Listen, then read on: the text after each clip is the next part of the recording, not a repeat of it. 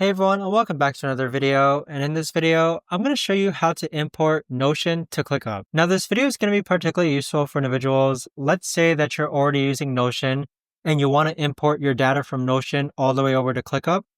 How do you actually go ahead about doing so? Now, this video is going to be short, sweet, and simple, guys. There's not going to be a lot of steps involved. Now, in order to do this, what you're first going to do is log on to ClickUp. Then on the upper right-hand corner, click on your profile icon.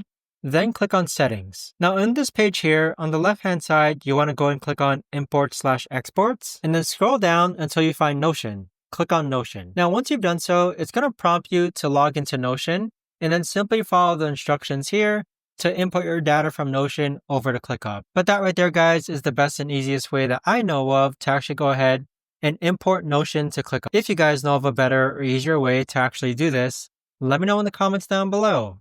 I would love to know.